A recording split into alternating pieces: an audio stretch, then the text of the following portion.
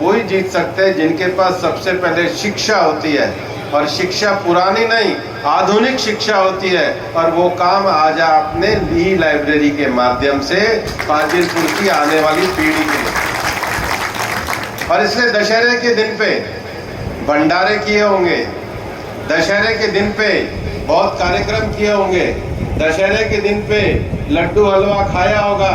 लेकिन मैं फाजिलपुर गांव को बधाई देना चाहता हूं कि आपने दशहरे के दिन पे बच्चों के लिए ई लाइब्रेरी शुरू करी। हमारी स्वाति जी बैठी हैं, ये जब यूएस से आई इन्होंने कहा, मैंने कहा गांव में शिक्षा के लिए लाइब्रेरी का प्रबंध करो। इन्होंने मेरे साथ मिलकर के, हमारे सैनी जी बैठे, सैनी सभा में लाइब्रेरी को शुरू कराने का काम लिया। भाई मनीष राव बैठे, यादव महासभा वाले, महेंद्रगढ़ में मेरे पास आए। आज मैं बड़े गर्व के साथ कह सकता हूँ कि यादव महासभा में भी हमने लाइब्रेरी को शुरू करा। हमारे संजय शर्मा जी आए, मेरे पुराने दोस्त हैं, हम लोग लगभग 20 साल से साथ काम कर रहे हैं। पार्टी में जिला स्तर पे हम दोनों काम कर रहे हैं। ये तो संयोग है कि मैं केंद्र में हो गया, वो वरना वो मेरे जैसे ही बड़े नेता है। तो मैं और संजय जी अलवर में गए, और अलवर के बारे में, अलवर में हमारी एक जगह है जहाँ पे भारत विकास परिषद वाले एक स्थान को बना रखा है, क्योंकि स्वामी विवेकानंद अलवर आए थे। हमारे इलाके के पास स्वामी विवेकानंद जब अमेरिका जाने वाले थे तो हमारे नारनौल और महेंद्रगढ़ के पास खेतड़ी है, तो खेतड़ी के महाराजा अजीत सिंह जी ने उनको उस समय माउंट आबू में मिले थे और स्वामी जी को यूएस में भेजा था, जहाँ से भारत का इतना बड़ा नाम और लक्ष्य हुआ है। तो उसी समय हमारे अलवर के महाराजा ने भी उनको आमंत्रित किया। स्वामी जी अलवर में आए। मैंने संजय जी से कहा, संजय जी ये भारत विकास परिषद की इतनी बड़ी जगह है, यहाँ पे आप एक ई लाइब्रेरी बना सकते हो। बोले भाई साहब आप आदेश करिए। मैंने कहा संजय जी आप अपने विधायक कोष से पैसा दो। संजय जी ने उसी समय 27 लाख रुपए का एस्टीमेट था, पूरा अपने विधायक कोष से दिया, और अभी टेंडर भी निकल गया। मैं सोचता हूँ कि अगले फरवरी तक वहाँ पर भी हम शुरू करेंगे।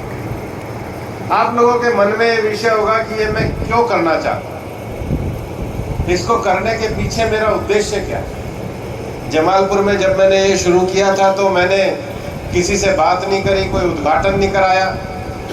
लेकिन मैं आज ये जानता हूँ कि जमालपुर में ये हमारे प्रिया यहाँ खड़ी हुई है, इन्होंने लाइब्रेरी कराई। आज हमारे 2 बच्चियाँ एनडीए की रिटर्न एग्जाम पास करी हैं, सीजीएल में बच्चियाँ गई हैं, पीएचडी में हमारी बच्चियाँ गई हैं, एक एचसीएस में एक बच्चा प्रीलिम्स में पास हुआ। और आज भी मैं गया तो वहाँ पर हमारे बासलामनी के, बाबड़ा के, खवासपुर के, मानेसर के बच्चे बैठे हुए पढ़ रहे थे।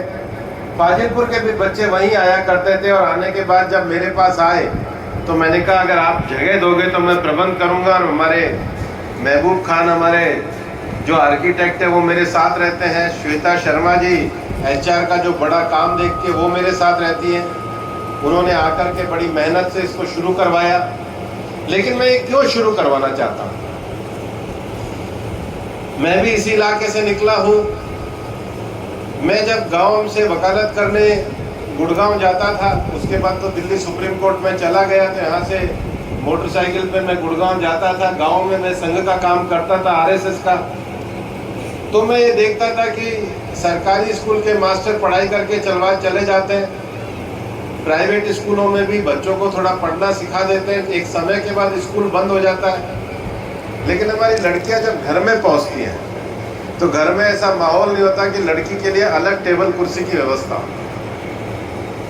और लड़की जब पढ़ने के लिए बैठती है तो माँ कहते हैं कि भाई थोड़ी सी भैंस को देखा क्या, अभी पढ़ना जरूरी है।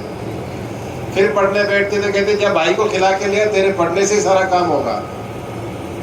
लड़का भी जब पढ़ने की कोशिश करता है तो घर में कभी कभी दंगल हो जाता है। तो जो बच्चे पढ़ना चाहते हैं, जिन बच्चों के मन में इच्छा है कि हमें स्कूल से आने के बाद मुझे अतिरिक्त पढ़ाई करनी चाहिए, उन बच्चों के लिए गांव में एक ऐसा वातावरण और एक ऐसी जगह हो जहाँ केवल वो पढ़ने के लिए जाएं। और मैं 1 साल के इस प्रयोग के आधार पर समझा हूँ, हमारे जिन बच्चों को अवसर मिलेगा वो दूर तक छलांग लगाने की हिम्मत रखते हैं। हमारी जिम्मेदारी है कि हम उनको अवसर। और इसलिए मैंने कहा कि लाइब्रेरी कोई सरकार से नहीं बनानी, इसलिए मैंने इसको भी काम को किया है। तो कोई सरकार का कोई योजना को लेकर के मैं नहीं आया, मैं सरकार का मंत्री हूँ। बाकी सारी योजनाएं हम लेकर के आएंगे। जमालपुर में अमृत सरोवर कराया, फरूख नगर की सड़क कराई, अभी डाबोदा की कराई, वो भी सरकार से कराएंगे, स्टेडियम भी सरकार से कराएंगे। लेकिन मेरा ये मानना है कि बच्चों के पढ़ने के माहौल की जिम्मेदारी ये सरकार की नहीं है, ये समाज की है, परिवार की है, गांव की। सरकार का स्कूल अच्छा चले हम मानते हैं, प्राइवेट स्कूल अच्छा चले हम मानते हैं, लेकिन बच्चे को जो पढ़ने के मामले में बच्चा आगे बढ़ना चाहता है उसको जिम्मेदारी देने का काम ये समाज का, परिवार का और हमारा है। इसके ऊपर हम सरकार के ऊपर नहीं छोड़ते।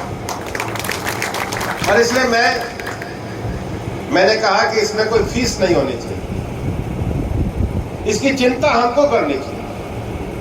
और एक बात बताओ, बहुत सारी चीजें हम बनाते हैं, कहाँ हमारे गांव में आज के 20 साल पहले की बात अलग थी। गांव के लोग कभी कभी हमारे जमालपुर से भी फरूख नगर पहुंचते तो कहते शहर जाके आ रहे हैं। आज तो दिल्ली भी जाके आते तो नहीं कहते शहर जाकर के आए। तब का 20-30 साल पहले का माहौल अलग था। आज हमारे यहाँ सब जगह वेयर हाउस खुल गए, आज हमारे यहाँ सब जगह इंडस्ट्री आ गई। लेकिन ये जो वेयर हाउस खुल गए, इंडस्ट्री आ गई, आपकी जमीन के आज पैसे आ गए, 5 साल चल जाएंगे, 10 साल चल जाएंगे, 20 साल चल जाएंगे, 2-4 भात भर दोगे, 2-4 छूचक भर दोगे, 2-4 शादी कर दोगे, 2-4 अच्छे मकान बना लोगे, इसके बाद का आपका भविष्य क्या होगा?